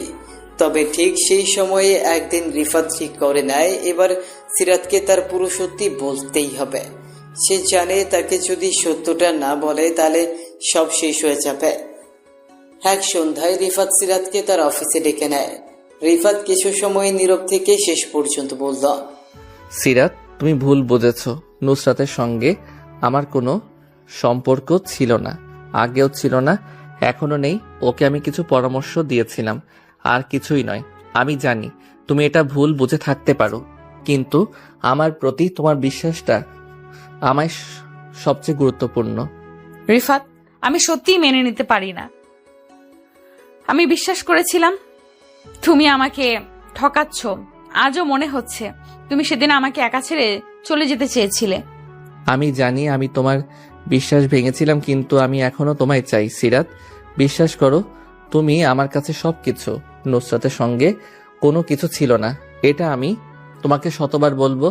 আমি জানি তুমি যা ভাবছিলে সেটা কষ্টদায়ক ছিল, কিন্তু আমি তোমার সাথে ছিলাম। এই কথাগুলো সিরাতের হৃদয়ে গভীরভাবে আঘাত করল, কিন্তু তবুও সে জানলো এটি তার নিচের ভুল ছিল। সে এবার রিফাতের দিকে তাকালো আর নিজের অস্থিরতা ও অহংকারকে অবশেষে সঙ্গী করে তাকে স্বীকার করল। আমি তোমাকে বিশ্বাস করতে চাই রিফাত। বলেই সিরাত সেখান থেকে কাঁদতে কাঁদতে চলে গেল। রিফাতের কথাগুলো সিরাতের মনে সুনামির মতো আছড়ে পড়ছিল। তুমি ভুল বুঝেছ, এই কথাটা যেমন শান্তির তেমনই লজ্জারও। সে এখনো অফিস ডেস্কে বসে। রিফাত চলে গেছে। ঘড়ির কাঁটা রাত 8টা ছুঁই। পুরো অফিস ফাঁকা, আলো নিভে এসেছে। শুধু কেবিনের ভেতরের আলোর নিচে মুখটা ঢেকে কাঁদতে কাঁদতে বসে আছে সিরাত। তার বুকের ভেতর যেন একটা পাথর চেপে বসে আছে। সিরাতের মনের ভেতর, আমি রিফাতকে বিশ্বাস করতে পারিনি। আমি ওর চোখের ভাষা বুঝতে পারিনি। আমি শুধু দূর থেকে দেখে সব ভেবে নিয়েছিলাম। ও বলেছিল পাশে থাকবে নুসরাতের, আর আমি ভেবেছি সে আমায় ছেড়ে চলে যাবে। কিন্তু এখন আমি বুঝতে পারছি আমি ভুল করেছি। ওর মুখের সেই শান্ত ভঙ্গিটা, চোখের নিচে জমে থাকা ক্লান্তির রেখা, সবই বলছে সে আমার জন্যই লড়েছে। আমি কি ওকে খুব কষ্ট দিয়েছি? চোখের কোণে জমে থাকা অশ্রু এবারে নেমে আসে। তার ঠোঁট ফাঁক হয়ে ওঠে, বুকটা যেন ছিঁড়ে যাচ্ছে। রাত কাটিয়ে সকালে সিরাত অফিসে আসে, মুখে পরিপাটি হাসি, পেশাদার ছোঁয়া, কিন্তু চোখে লুকানো লাল ভাব আর ভেতরের অস্থিরতা কিছুতেই ঢাকা পড়ে না। রিফাত যথারীতি আগের মতোই কাজে মনোযোগী। সিরাত দূর থেকে তাকায় মাঝে মাঝে। সে খেয়াল করে সিরাত আজও আমায় আগের মতো কোনো অভিযোগ নেই, কোনো প্রত্যাবর্তনের দাবি নেই। সে শুধু কাজ করে যাচ্ছে। একবার যখন তারা কনফারেন্স রুমে ফাইল শেয়ার করছিল, সিরাত ভুল করে একটা ডকুমেন্টে ভুল স্লাইড বসায়। রিফাত সেটা দেখে কিছু না বলে চুপচাপ ঠিক করে ফেলে। সিরাত মুখ নিচু করে বলে, thank you. No problem ma'am. এই স্বাভাবিক উত্তরে সিরাতের বুকটা কেঁপে ওঠে। এটা সেই রিফাত যে আগে ওর দিকে তাকিয়ে দিনের আলো খুঁজে নিত। এখন সে চোখ নামিয়ে নম্রভাবে সরে যাচ্ছে। সেদিন সন্ধ্যায় সিরাত তার বাসায় একা বসে পুরনো একটা ডায়েরি খুলে বসে। সেখানে রিফাতের হাতে লেখা চিঠি ছিল, যেটা ও একসময় দিয়েছিল। তুমি যদি কখনো মনে করো আমি তোমার পাশে নেই, চোখ বন্ধ করে বিশ্বাস করো আমি ঠিক পাশেই আছি। হয়তো নীরব, হয়তো দূরে, কিন্তু আমি আছি। এই শব্দগুলো পড়তেই বুকটা হাহাকার করে ওঠে। আমি কিভাবে এতটা সন্দেহ করলাম রিফাতকে? ও আমায় ঠকায়নি। ও শুধু একজন বন্ধুর পাশে দাঁড়িয়েছিল, আর আমি নিজের হিংসা আর অহংকারে ওকে ছুড়ে দিয়েছিলাম ভুলের মধ্যে। আমি যদি ক্ষমা চাইতাম, যদি ওকে জড়িয়ে ধরে বলতাম, রিফাত আমি এখনো তোমায় ভালোবাসি। অফিসে লাঞ্চ ব্রেকে সিরাত সাহস করে রিফাতকে এক পাশে ডাকে। রিফাত, কিছু বলার ছিল, যদি একটু সময় পাও। বলুন ম্যাম। আমি হয়তো ভুল বুঝেছিলাম নুসরাতকে নিয়ে। আমি তোমার চ্যাটগুলো, কথাবার্তা, কিছু কিছু জিনিস দেখে ভেবেছিলাম তুমি হয়তো আমার প্রতি সৎ না, কিন্তু এখন বুঝছি আমি তোমার প্রতি অবিচার করেছিলাম। ভুল বোঝা হতে পারে সিরাত, কিন্তু আমি তোমায় কখনো ঠকাইনি। তুমি যা কিছু দেখেছিলে সেটা আমি লুকাইনি, কারণ আমি জানতাম তুমি বিশ্বাস করবে, কিন্তু হয়তো আমি তোমার সেই বিশ্বাসটা ধরে রাখতে পারিনি। না রিফাত, আমি তোমার সেই বিশ্বাসকে অন্ধ করে দিয়েছিলাম আমার সন্দেহ দিয়ে। আমি এখনো তোমায় ভালোবাসি রিফাত। আমি হয়তো সবটা ভুল করেছি, কিন্তু আজ যদি ক্ষমা করে দাও। এই মুহূর্তে রিফাত চুপ করে থাকে। সে কিছু বলে না, তবে তার চোখের জল আর ঠোঁটের কোণে হালকা হাসি স্পষ্ট বুঝিয়ে দেয় তার হৃদয়ের জায়গাটা এখনো সিরাতের জন্যই খালি হয়নি। সে ধীরে ধীরে বলে, আমরা সবাই ভুল করি সিরাত, কিন্তু সেই ভুল থেকে ফিরে আসতে পারাটাই ভালোবাসা। একটি বিকেলের আলোয় অফিসের সাথে দাঁড়িয়ে দুইজন মানুষ, একজন অনুতপ্ত, একজন ক্ষমাশীল। তাদের মাঝে ভাষা নেই, শুধু চোখের ভাষা। একটা ভুল বোঝা, একটা অশান্তি, একটা ভাঙা বিশ্বাস, সবকিছু পেরিয়ে তারা আবার একে অপরকে খুঁজে পেতে শুরু করেছে। এটাই ভালোবাসার পরিণতি, হৃদয়ের ভুলগুলো বোঝা আর মাফ করার সাহস রাখা। একদিন হেড অফিস থেকে আসে একটি ইমেল। একটি গুরুত্বপূর্ণ প্রজেক্ট এসেছে, যা কোম্পানির জন্য বড় সুযোগ। টপ লেভেল ম্যানেজমেন্ট সিদ্ধান্ত নেয় এই প্রজেক্টের দায়িত্ব থাকবে সিরাত ও রিফাতের উপর। প্রথমে সবাই অবাক, সিরাত নিজে সম্মতি দেয়, কারণ সে চায় রিফাতের সাথে কাজ করে বুঝতে আজকে রিফাত কেমন। আর রিফাত, সে প্রস্তুত, কারণ তার কাছে সিরাতের পার্সোনাল থেকে কাজ করা একটা সুযোগ, আবারও সুযোগ করা। প্রজেক্ট শুরুর দিন একটি মিটিং রুমে বসে তারা দুইজন। টেবিলে ছড়ানো ডকুমেন্টস, ল্যাপটপে টাইপের সময় শব্দ, মাঝে মাঝে চোখাচোখি, আবার দ্রুত মুখ ফিরিয়ে নেওয়া। এই ক্লায়েন্টটা একটু ডিটেল ওরিয়েন্টেড, আমাদের কিছুটা কৌশলী হতে হবে। আপনার সাথে কাজ করলে কৌশল আসবেই ম্যাম। রিফাত হাসি দিয়ে বলল। সিরাত মুখে লুকিয়ে হাসে। রিফাতের ঠোঁটের কোণে চিরচেনা হাসিটা ফিরে। একদিন কাজের চাপে লাঞ্চ করতে হয়নি। সন্ধ্যায় বের হতেই রিফাত দেখি সিরাতে একা কাজ করছে। ম্যাম আপনি খেয়েছেন? না, অনেক কাজ, খেয়ালই করিনি। চলুন নিচে একটু চা খেয়ে আসি, কাজের জন্য শক্তি দরকার। সিরাত একটু দ্বিধায় পড়ে, কিন্তু অবশেষে মাথা নাড়ে। নিচের ক্যান্টিনে গিয়ে দুজনে এক টেবিলে বসে। কথা হয় শুধুই কাজ নিয়ে, কিন্তু ভেতরে একটা স্বস্তি, কাছাকাছি থাকার, চোখে চোখ পড়লে যে শান্তি, সেটা আরো অস্বীকার করা যায় না। কয়েক সপ্তাহ পেরিয়ে গেছে। সহকর্মীরা লক্ষ্য করে আগের মতো আর সিরাত হুকুমের সুরে কথা বলে না। রিফাতের কাছে আর কারণে খুদ ধরে না, বরং কোথায় কোথায় প্রশংসাও করে। একদিন এক মিটিং শেষে সিনিয়র ম্যানেজার বলেন, মিস সিরাত, রিফাতকে আপনি প্রজেক্টে এনেছিলেন, এটা বোধহয় খুব ভালো সিদ্ধান্ত ছিল। উনি কাজ বোঝেন, শুধু কাজ নয়, উনি মানুষ হিসেবেও ভারসাম্য জানেন। রিফাত দরজার বাইরে দাঁড়িয়েছিল। কথা শুনে মুখ ঘুরিয়ে চুপচাপ ফিরে যায়। সিরাত এক সন্ধ্যায় ছাদে বসে সে ভাবছে, আমার রাগ, আমার অহংকার সব মিলিয়ে আমার সম্পর্কটাকে ধ্বংস করেছিলাম। কিন্তু রিফাত এখনো পেশাদার ভাবে পাশে আছে। সে বদলায়নি, সে আজও সেই ভরসার মানুষ। আমি কি পারবো আরেকবার বিশ্বাস করতে ভালোবাসা আর কাজ দুটো একসাথে চলে? প্রজেক্ট সফলভাবে শেষ হয়, ক্লায়েন্ট খুশি, ম্যানেজমেন্ট প্রশংসা করে, অফিসে ছোট্ট একটা সেলিব্রেশন হয়। এক কোণে দাঁড়িয়ে সিরাত ও রিফাত। সিরাতের কণ্ঠে এক অদ্ভুত কোমলতা এনে বলে, এই সফলতায় তোমার অবদান সবচেয়ে বেশি রিফাত। Thank you. তুমি পাশে ছিলে বলেই পারলাম সিরাত। এই প্রথমবার ম্যাম স্যার নয়, তারা একে অপরের নাম ধরে রাখে। এটা একটা ছোট পদক্ষেপ কিন্তু গভীর। তাদের সম্পর্ক এখনো কোনো নাম পায়নি, কোনো সংজ্ঞা নয়, কিন্তু ভেতরে ভেতরে তা গড়ে উঠছে বিশ্বাস, সম্মান আর বোঝাপড়ার ভেতরে। প্রজেক্ট শেষে অফিসে এক ধরনের হালকা ভাব, সবাই খুশি, কিন্তু রিফাত আর সিরাতের মধ্যে যেন এক নীরব আকর্ষণ ঘোরাফেরা করছে। কারো মুখে প্রকাশ নেই, কিন্তু চোখে চোখ পড়লেই একটা নিঃশব্দ ভাষা স্পষ্ট বোঝা যায়। সেদিন হঠাৎই বিকেলের দিকে বৃষ্টি নামে। অফিস ছুটির সময় হলো, কিন্তু অনেকেই থেকে গেছে, কেউ ছাতা আনেনি। সিরাত জানলার পাশে দাঁড়িয়ে কফির কাপে ধোয়া উঠছে। পাশে এসে দাঁড়ায় রিফাত। বৃষ্টিটা আজ কেমন যেন শান্ত, তাই না? ঠিক তোমার মতো। আগে এতটা চুপচাপ ছিলে না তুমি। রিফাত হেসে বলল। তুমি বদলে দিয়েছো আমাকে। সিরাত থমকে যায়, রিফাত আবার বলে, ভালোবাসা মানুষকে শান্ত করে দেয়। আমি সেই ভালোবাসা একবার পেয়েছিলাম, হয়তো আজও পাই, শুধু নাম নেই। ভালোবাসার নাম দেওয়া লাগে না সব সময়, অনুভবটাই যথেষ্ট, যদি সেটা সত্যি হয়। দুজনেই তখন জানলার পাশে দাঁড়িয়ে। বাইরে বৃষ্টি, ভেতরে চুপচাপ কাঁপা কাঁপা হৃদয়। একসময় সিরাত ধীরে ধীরে বলে ওঠে। রিফাত কিছু বলে না, শুধু তার দিকে তাকিয়ে থাকে। সে চোখ দুটোতে যেন এক চিরচেনা আকুতি। এক অফিসিয়াল ট্যুরে যেতে হয় ঢাকার বাইরে। রিসোর্টে রাতের দিকে একটা বনফায়ার, সহকর্মীরা গান গায়, কেউ গিটার বাজায়। সিরাত একটু দূরে বসে, হালকা শীতে কাঁপছে। সরি, আমার কাছে অতিরিক্ত শাল নেই, কিন্তু আমার কোটটা নিতে পারো? সিরাত একটু অবাক, তারপর কোটটা নিয়ে নিজের কাঁধে জড়ায়। রিফাতর পাশে এসে বসে। আগে হলে তোমার কোটটা জোর করে ফেলে দিতাম। আর এখন? সিরাত ধীরে বলে, এখন বুঝি কিছু ভালোবাসা ফিরে পেতে সময় লাগে, কিন্তু যদি সত্যি হয় তা কখনো ফুরায় না। সেই রাতে রিসোর্টের খোলা আকাশের নিচে তারা দুইজন কেবল নীরবে পাশাপাশি বসে থাকে। কেউ কিছু বলে না, কিন্তু মনে মনে তারা অনুভব করে পুরনো সেই ভালোবাসা আবার জেগে উঠছে।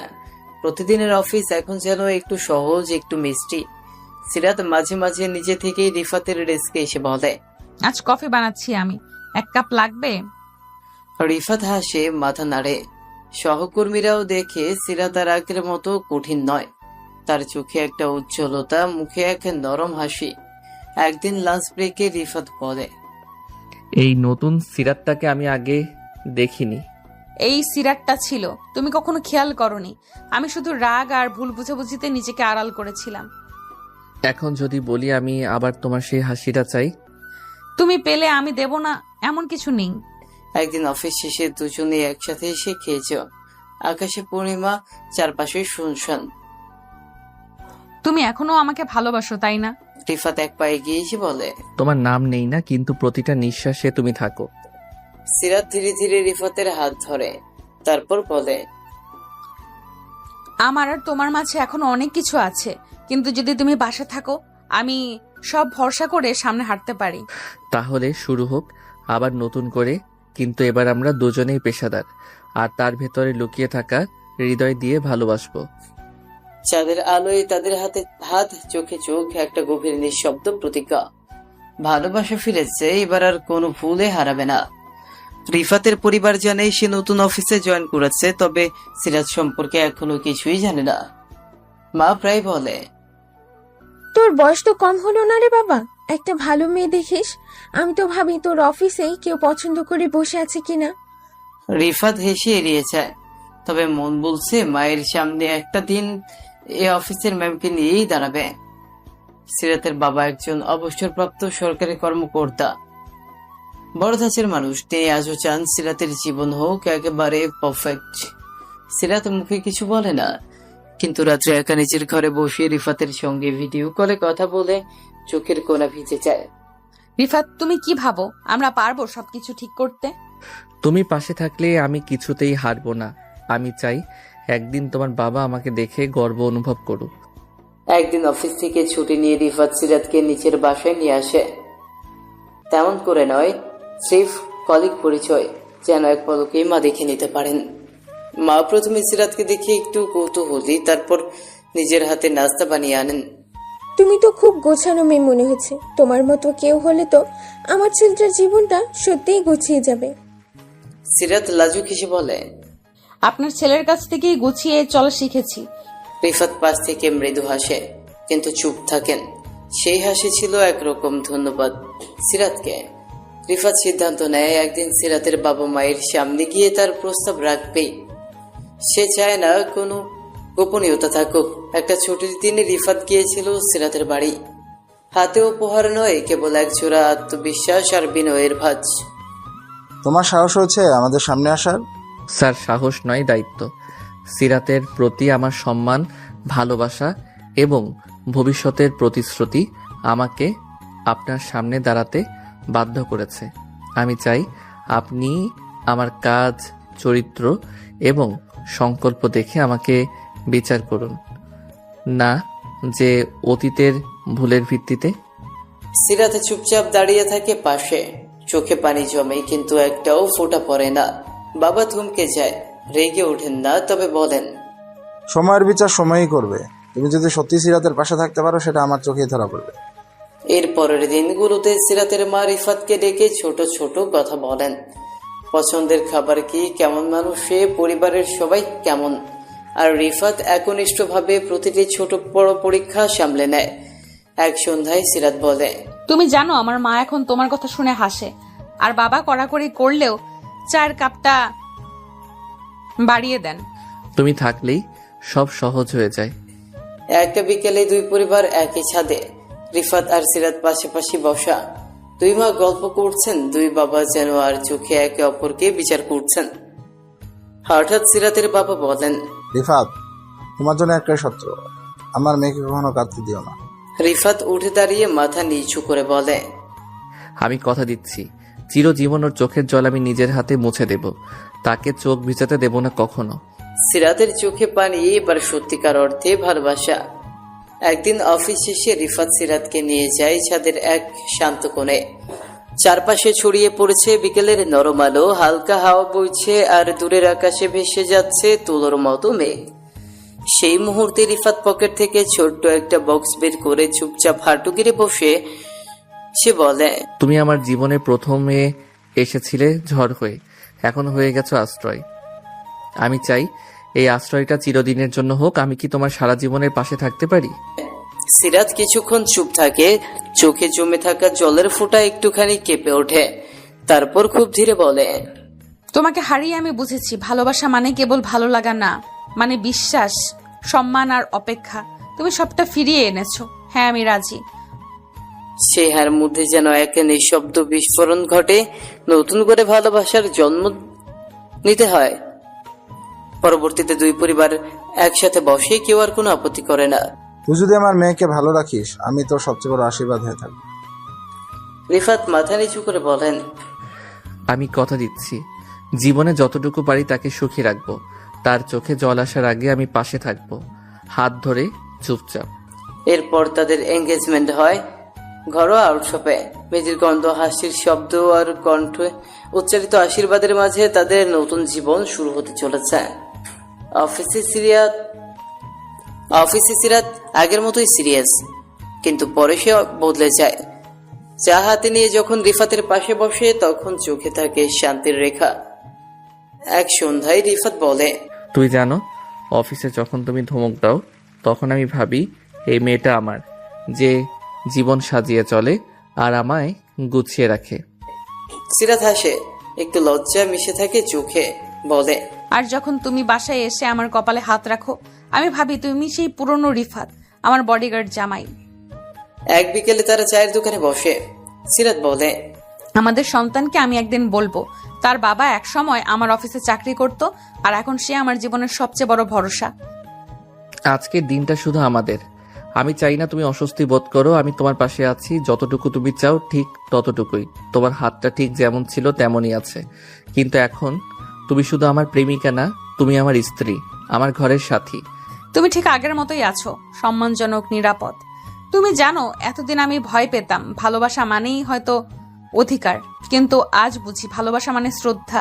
তুমি সেটা শিখিয়েছো আমাকে। জানো, আমি প্রতিদিন তোমার পাশে ঘুমিয়ে ঘুম ভাঙাতে চাই। এই সংসারে যদি কোনো কিছু তোমাকে কাঁদায়, আমি তার বদলা নেব, even if it's just an onion.